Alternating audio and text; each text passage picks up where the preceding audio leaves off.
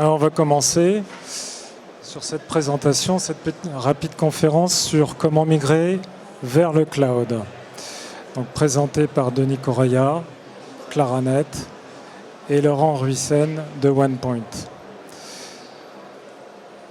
Pour cette présentation, l'agenda, on va revenir sur les concepts et les origines du cloud, les différentes typologies, les différentes architectures pour dépeindre donc les avantages du cloud, les réponses, et notamment sur différents cas d'usage, hospitaliers ou éditeurs, pour faire un focus rapide comme autre cas d'usage sur le programme CARE et vous aider et voir comment définir votre trajectoire donc avec Claranet et OnePoint.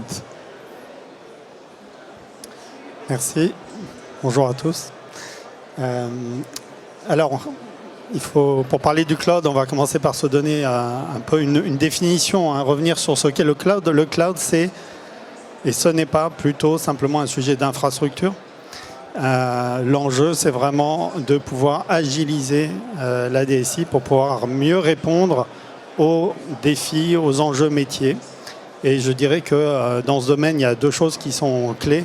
C'est d'abord l'innovation, donc d'être capable, côté DSI, d'apporter des solutions innovantes aux métiers, notamment parce qu'à travers le cloud, on va avoir accès à des choses sur étagère qu'on ne pourrait pas faire s'il fallait les refaire soi-même, côté client.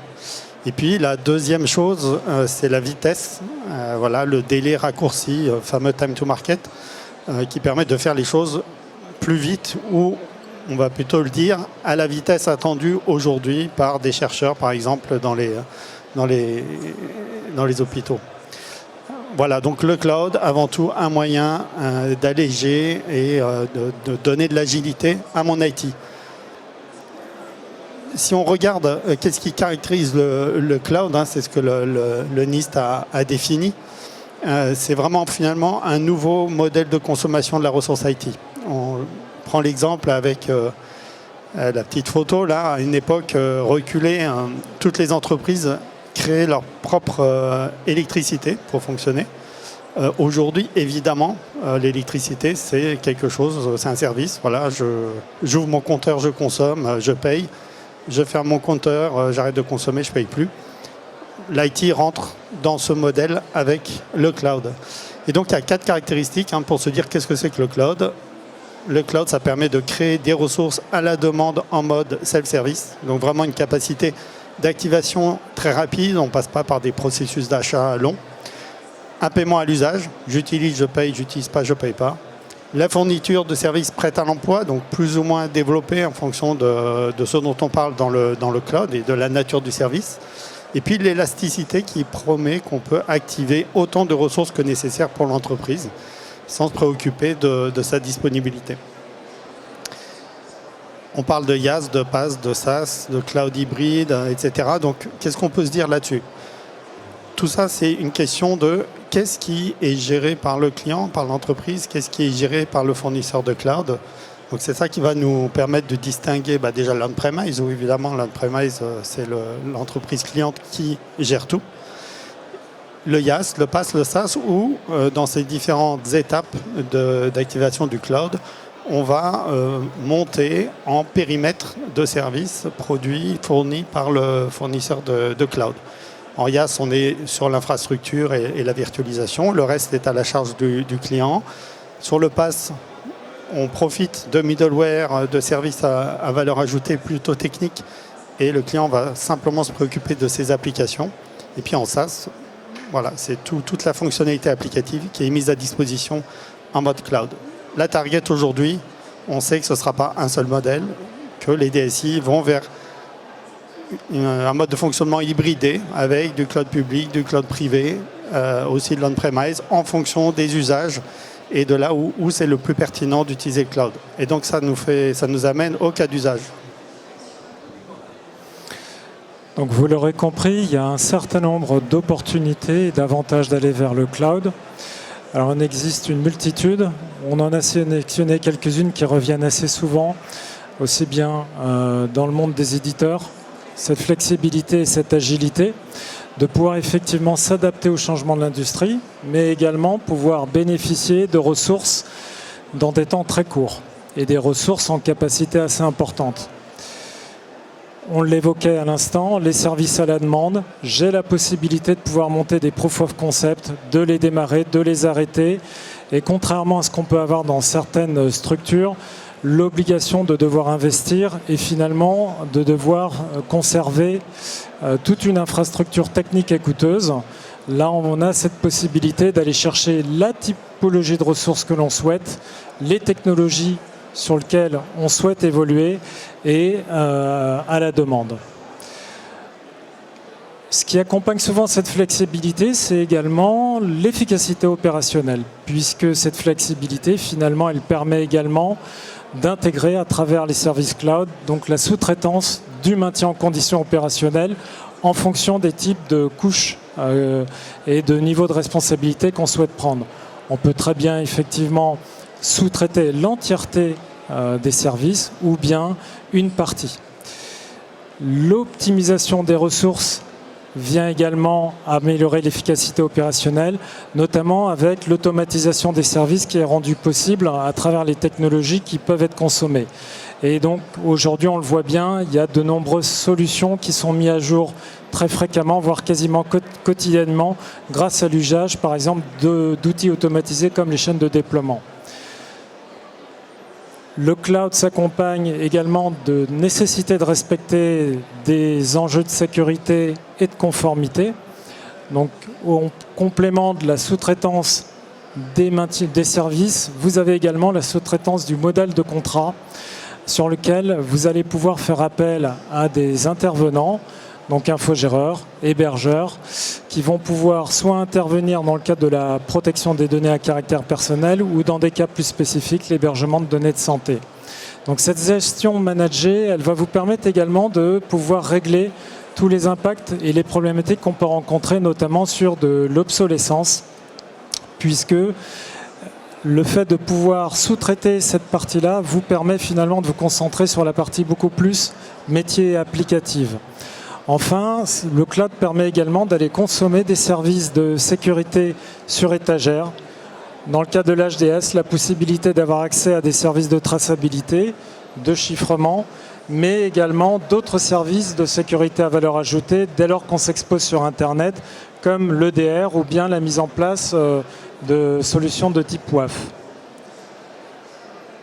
Le cloud permet également l'accès à des volumes relativement importants, puisqu'on va pouvoir parler d'accès à des données de stockage donc, qui sont de l'ordre du téraoctet au pétaoctet, de manière très très rapide.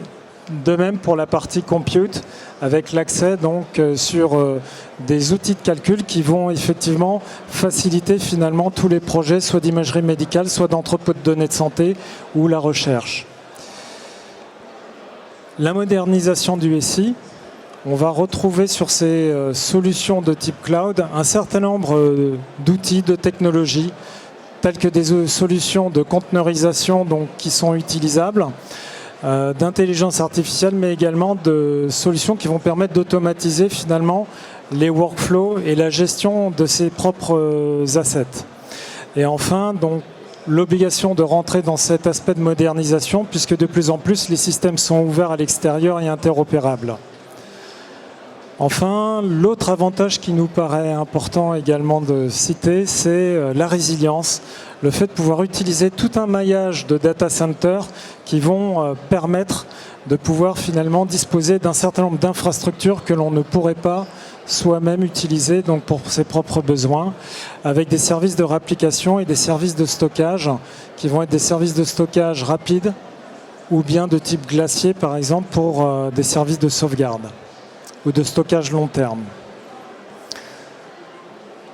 Le cloud est donc une réponse à un enjeu important de la transformation et de la migration finalement de ces technos pour penser l'organisation de demain.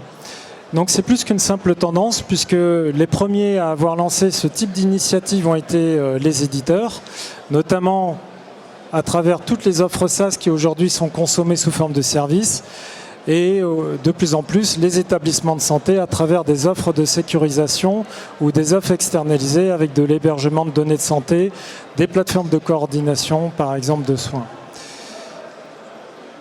Pour une transformation réussie, il est nécessaire de disposer à travers donc, ces partenaires, soit cloud, soit infogéreurs, des outils qui vont permettre d'accompagner, d'avoir une vue sur cette croissance, tout en garantissant un fonctionnement et une interaction avec ses propres solutions et son propre legacy. Enfin, parmi les clés du succès de cette transformation, l'objectif est de trouver la bonne adéquation entre les besoins, la flexibilité, la résilience et la sécurité, tout en se permettant, grâce au cloud, de pouvoir disposer également de services innovants. Donc on l'a vu, quelques exemples de cas d'usage. Je dispose de data centers, ils ne sont peu aux normes. C'est souvent d'ailleurs des coûts cachés qui sont nécessaires finalement d'avoir en vue. Et la migration vers des data centers en normes permet finalement de disposer d'un cloud dit privatif, donc exposer tout son environnement et ses infrastructures dans un maillage de data centers qui vont permettre d'avoir finalement une couverture et être à l'état de l'art des normes en fonction des certifications qui nous sont imposées. La convergence des systèmes d'information, donc propre également aux établissements de soins, mais également à un certain nombre d'infrastructures de société pour pouvoir disposer d'une solution qui va pouvoir être consommée par tous les acteurs, notamment d'un GHT. Le partage d'informations à des utilisateurs tiers avec l'ouverture des services, les services de résilience. Donc je dispose de mon infra, mais j'ai peut-être besoin d'un PRA, ou bien j'ai besoin d'externaliser des sauvegardes pour apporter effectivement cette résilience et cette sécurité. Enfin, des services de recherche avec les entrepôts de données de santé, l'innovation, le partage des données génomiques, tout ce qui a trait finalement à de l'analyse et à de l'étude autour de la data. Et puis les projets de coordination de soins, projets nationaux, projets portés par des grades qui permettent de créer des espaces d'échange, de parcours de soins, de suivi qu'on va retrouver très fréquemment donc sur des clouds privatifs ou des clouds HDS. Parmi ces cas d'usage, on en a aujourd'hui un qui effectivement est assez important et va nécessiter une accélération, celui qui est lié au programme CARE. Donc effectivement, parfois les cas d'usage rejoignent des programmes plus globaux. Et c'est le cas pour le sujet du backup, l'externalisation du backup dans le cloud ou le fait de mettre en place des PCA, PRA dans le cloud qui rejoignent une problématique embarquée dans le programme CARE. Programme CARE qui mobilise l'ensemble des acteurs de la santé pour augmenter le niveau de cybersécurité de manière globale. Un programme qui a été lancé fin 2023 avec une roadmap claire et exigeante avec 4 grands axes qui réunissent 20 objectifs: gouvernance et résilience, ressources et mutualisation, sensibilisation et sécurité opérationnelle. Et c'est dans l'axe sécurité opérationnelle qu'on voit que le cloud peut être une solution pour couvrir de manière rapide les enjeux, notamment sur la partie backup et sur la partie PRA-PCA. Ces cas d'usage, ils vont permettre de définir à chaque entreprise finalement une trajectoire. Sur le slide suivant, la trajectoire cloud, elle est propre à chaque entreprise. C'est à chaque entreprise de définir, en réfléchissant à sa stratégie cloud, eh bien, par quoi je commence et où je souhaite aller. Là, on a mis un exemple de stratégie avec le point important à souligner, c'est qu'on peut tout à fait monter très progressivement en complexité et aller chercher de la valeur dès le début. Donc, ce n'est pas des grands chemins où il va falloir investir énormément avant de voir la moindre valeur. On peut effectivement définir une stratégie, une roadmap qui fait qu'on va capter de la valeur assez tôt et on va pour autant avancer de manière claire vers le cloud. Cette roadmap là qu'on propose, c'est par exemple de démarrer par l'externalisation de sauvegarde, qui est un premier point qui est peu complexe dans le domaine du cloud pour l'entreprise. C'est aussi d'héberger des projets de chercheurs standalone. Voilà, vous avez une équipe de chercheurs qui a besoin d'une infra pour rapidement lancer un projet de recherche, faire de l'analyse de la data, etc. Le cloud permet, si c'est déconnecté au SI, de très facilement mettre en place cette infrastructure. Et puis on va monter en gamme avec le PRA-PCA qui demande une intégration avec le SI plus fine.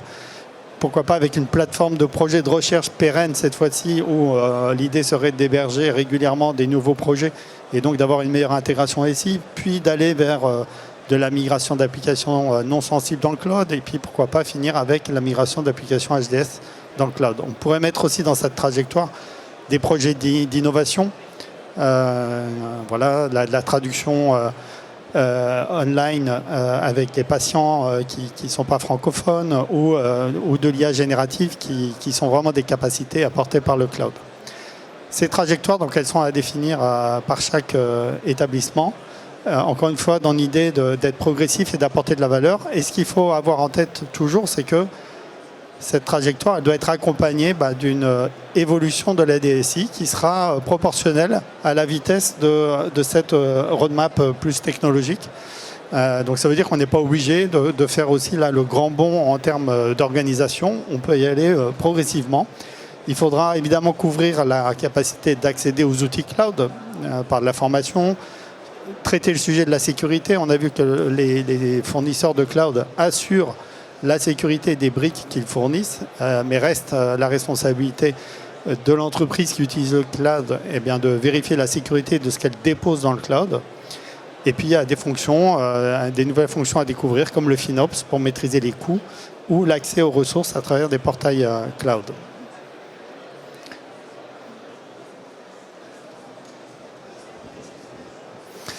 Pour vous accompagner sur cette trajectoire vers le cloud, donc Claranet et OnePoint, donc nous vous proposons d'accéder à l'ensemble des types de cloud pour une approche ouverte, hybride et HDS, puisque OnePoint intervient donc dans la stratégie, dans le métier, peut vous accompagner donc directement par rapport à vos questionnements d'organisation et également dans la migration, les définitions d'architecture pour évaluer et bâtir avec vous différents chemins. Voilà. Claranet, hébergeur et infogéreur d'applications critiques en santé. Donc nous intervenons aussi bien dans le maintien en conditions opérationnelles, sur tout niveau, donc de la couche OS jusqu'à la couche applicative, mais également dans le maintien en conditions de sécurité. Donc avec des services managés qui peuvent être sur nos propres clouds, mais également sur des clouds dits publics. Et à titre d'exemple, donc Claranet avec OnePoint, donc nous travaillons main dans la main dans le cadre du marché CAIH, donc à la fois sur des prestations sur du cloud dit de confiance, donc hébergé sur des infrastructures particulièrement sensibles, des SIH, ou bien des solutions sur AWS, notamment pour bénéficier des évolutions en termes de stockage, en termes de consommation de technologies innovantes. Voilà. Donc merci pour votre participation et si vous avez des questions, nous sommes là pour y répondre.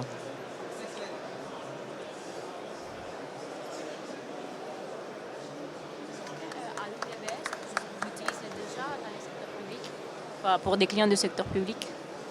Alors, oui, nous avons des clients du secteur notamment hospitalier qui utilisent en fait des clouds de type AWS pour pouvoir en fait déployer des solutions notamment sur de la recherche.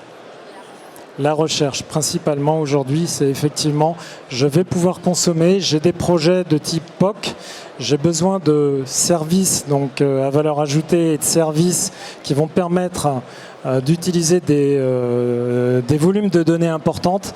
Donc je vais les utiliser sur le cloud directement avec effectivement la consommation à travers AWS et puis des partenaires qui peuvent accompagner. Donc OnePoint sur la partie beaucoup plus analyse en amont, définition par exemple des architectures et Claranet sur vous donner la visibilité de l'usage de ces services-là et également vous garantir que les services qui sont utilisés sur un cloud public sont éligibles aux obligations de certification de type HDS par exemple.